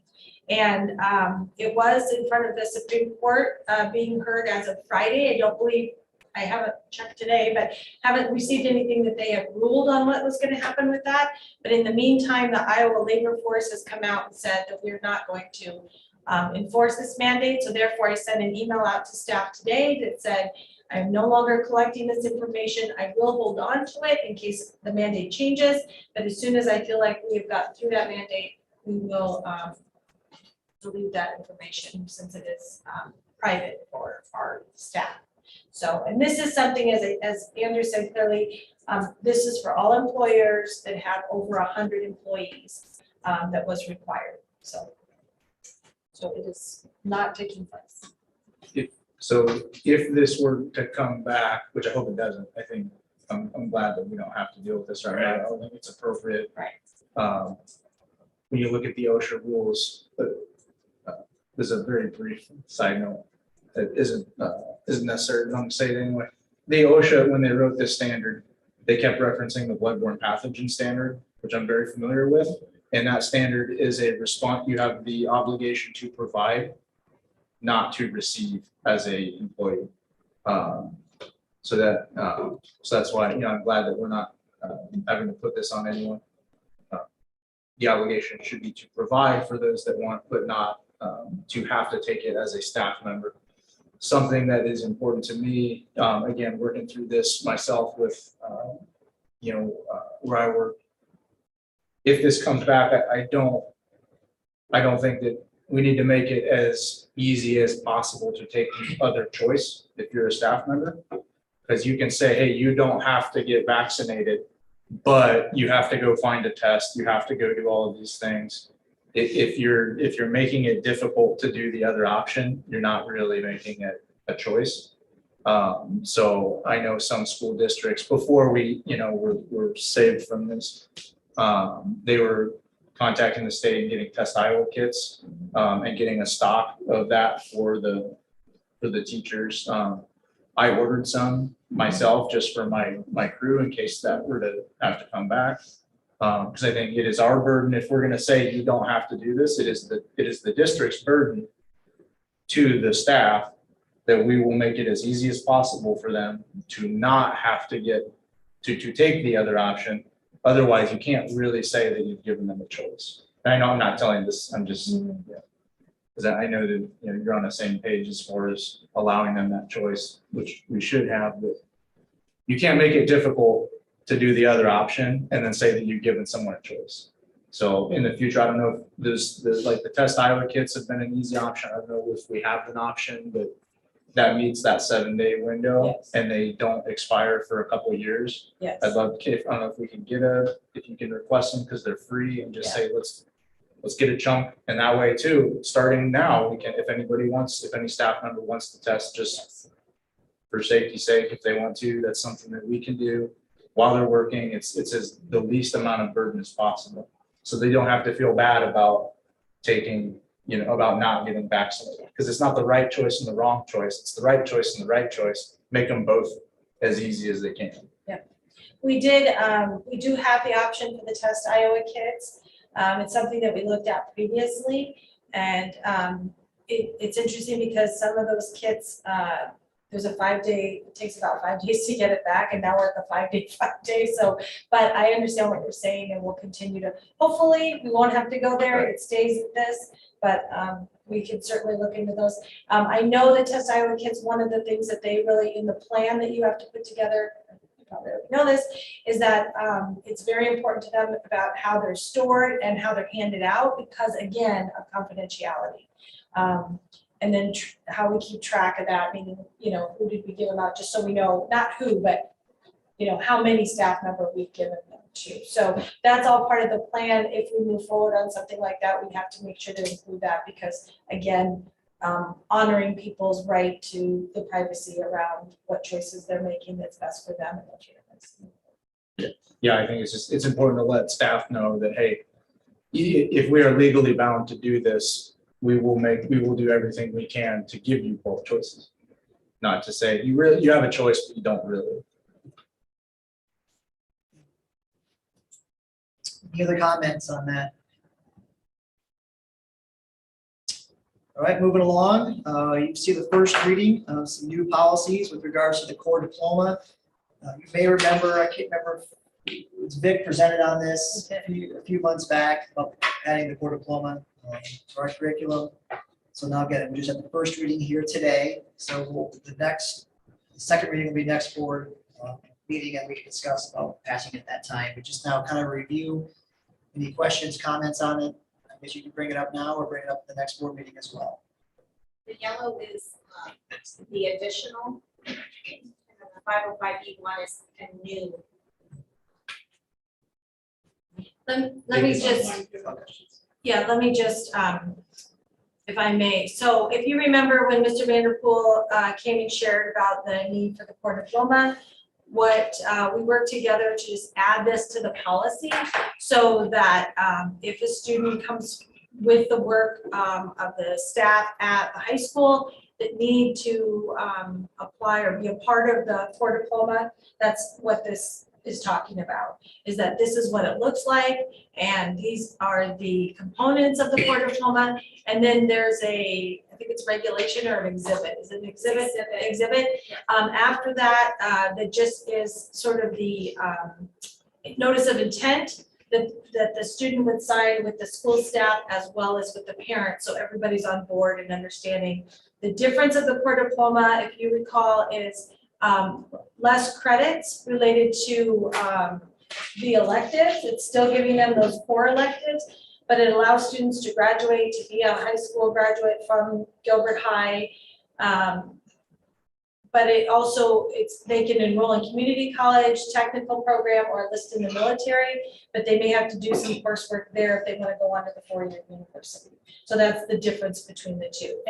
And just one of the things that Mr. Vanderpool had shared is that it would be a very small number of students. You might have 2, maybe 3 at the most a year, could be less, where this would be the right thing for the student. Did we align with the state? Or was ours different than the state's? With the state, we left our other diploma piece the same. That was the conversation before, and the 40 is what other districts have in line with their policy. And we have what, 49? We have 49 credits, and then the core diploma is 40. And that's what the state is, 40. I cannot speak to that. I thought, is that what the state is? Because I thought he had. A minimum of 40, is that right? Is that what I remember? And Thank you, Karen. but then that would, just like Dr. Trujillo said, that doesn't get you into certain programs. Yeah. So That's what it is. we have, this will give students the core subject areas of Right, math, I understand. science. It's just, there's some of those electives for, and this is just for a small handful of students. Right, I appreciate that. I understand what you're asking now. So the answer is yes. It's the minimum of what the state is Vic allowing. had That's added what you're some saying. hours. Yes, Being he did. Gilbert Yes, versus the state. So are we still that way? yes. We have met that requirement. We are not, You're missing my, I'm not, I understand what you're saying. What you had asked about previously at a previous meeting, right. you had said, why don't we take 40, why doesn't everybody be 40? Why do we go above what the state requires at 49? Right. The 49 is what we do related to graduation at Gilbert, and then the core diploma is the 40. And so to answer that, yes, that is aligned with the minimum of the state. Okay, That is what you were asking. Okay, That is the answer. sorry. No, it's good. We're good. I got there. Any other comments on that? Again, no vote on that tonight, just discussion. Yale, financial summary. We are 50% way through our fiscal year. So basically, I have no concerns where we're at right now. We are the property taxes, like I mentioned in the verbal part of this, is the property taxes actually leveled out this month. We are still lagging in the utility replacement, so that's a state funding.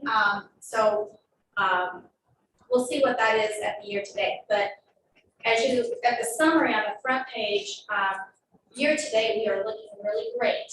And knowing that we have some additional expenses and salaries coming in, possibly that we did not budget for, we're in a great position right now.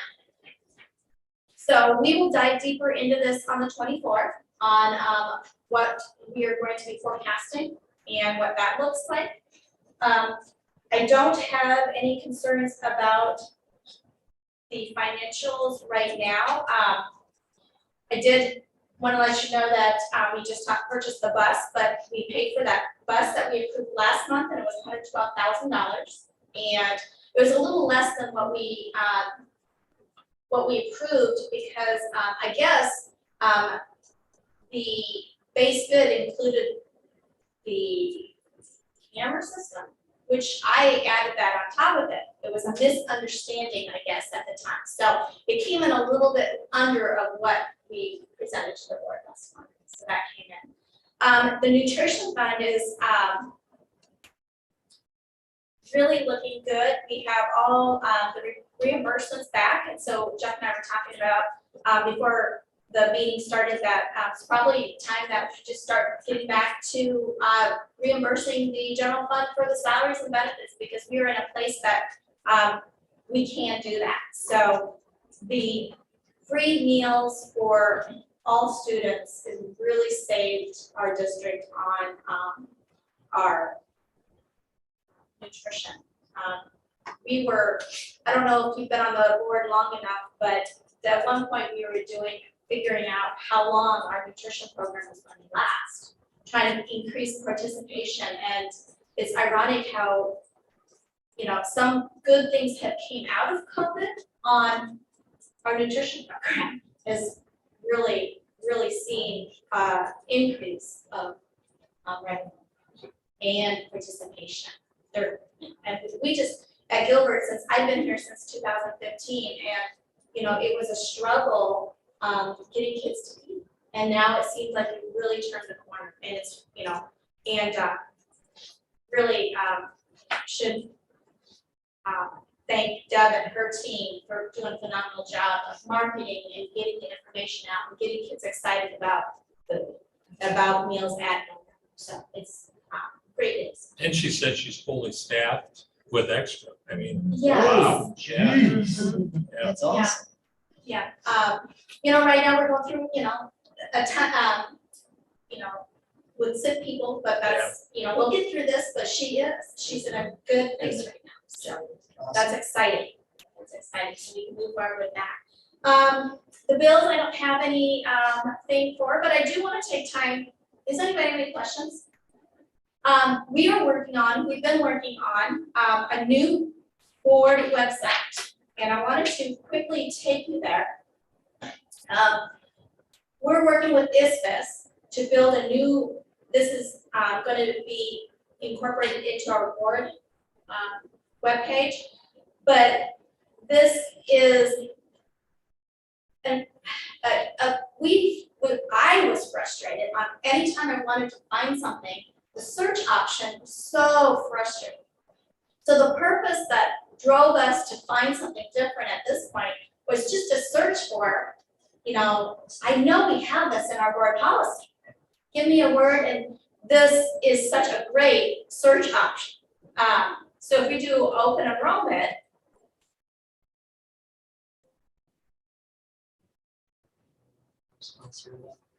in all the board policies will pop up. When's this rolling out?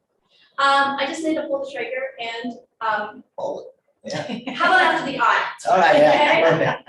What do I Before payroll and after the audit. But, you know, so we go through and we've got the board members. See, there it is. Oh, the new picks. Yeah. So everything is just nicely up on the top, you just go, the goals, we'll add our new goals here. You know, financial things that I put here for people to be transparent for our district. Good. That's been on there, Yeah. but it just streamlines across, the agendas, archived agendas. Yeah. The minutes, archived minutes, and policies. Now, archived agendas and minutes, what that means is July 1st, Yeah. we change and they'll go to archive. So we just keep 1 year at a time. And then policies, which this is an ongoing work of progress here. So, but anyway, we'll get this up and running, and so the search thing is just something that really we needed. Yeah, ours always And hard to find the out. other website just could not do what we wanted it to do. Cool. So. Jason. Tyler is raising his hand. Oh, go ahead, Tyler.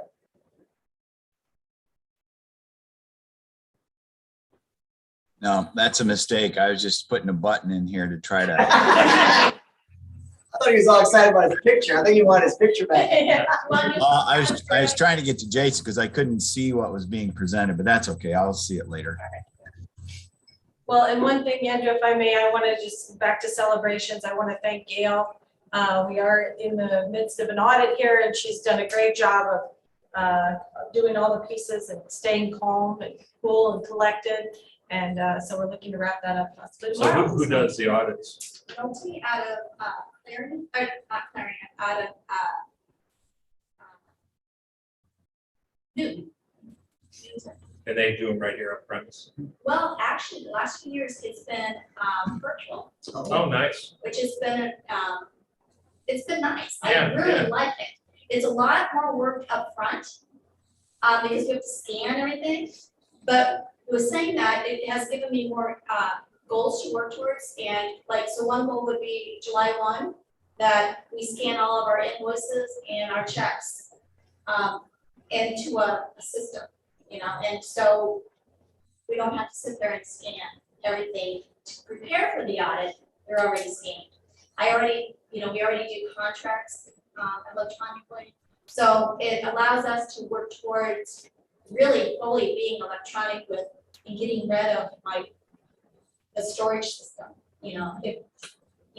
The hardest thing, and Christine and I talked about this, is finding time to move files, to move the old stuff, to get in the new stuff, and having things electronically filed really eliminates finding time to move physical files that take up so much space. So, for another day, that's what we would like to do in the future. Good job, Super Gail. That's awesome.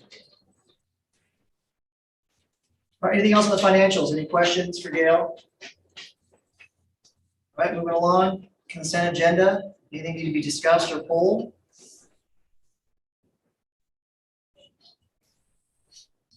If not, is a motion to approve the consent agenda? So So moved. moved. Second. Okay, Tyler, yeah. yep. Any further discussion? All those in favor? Aye. Opposed? All right, consent agenda passed. A couple quick items, calendar. Remember, our next board meeting is January 24th for a work session with Travis from Piper Jaffray. So we will meet in the District conference. conference room, district conference room with Travis, and it'll be a work session just to talk about money, the main topic. Our next regular scheduled board meeting is February 14th. I do want to make note, so as of right now, our March meeting is March 14th. However, that is the week of spring break. So I'm going to propose that we maybe push that back or push that forward a week to March 21st. If that works for everyone. Move it ahead. Move it ahead, sorry. March 20. 7th. Oh, you want to move it back to March 7th? No, you're going the wrong way. Ahead. I don't know. Well, March 21st is what I want to do. I'm on Okay, shoot so- on the 21st. Yeah, Okay, It's- and it's the tough to get problem time with off that on that. yeah. is it affects our refunding. Oh. That's money. We lose a week of our whole process. Okay, So the reason why I recommended the week before is because of the refunding of our bonds. Let's do it.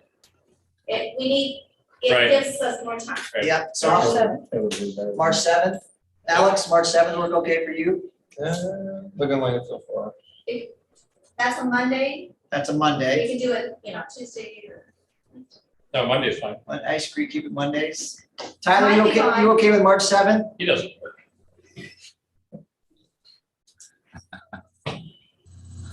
He's ready to stay. He must be up mute. All right, let's plan on that. March 7th, same place, same time, 6 o'clock for our regular March meeting. My apologies for that. Okay. All right. Move That's to all. adjourn. All right, Tyler, moving to adjourn. You have a second? Yes. Further discussion? All those in favor? Aye. Opposed? Oh, meeting adjourned. Thank you.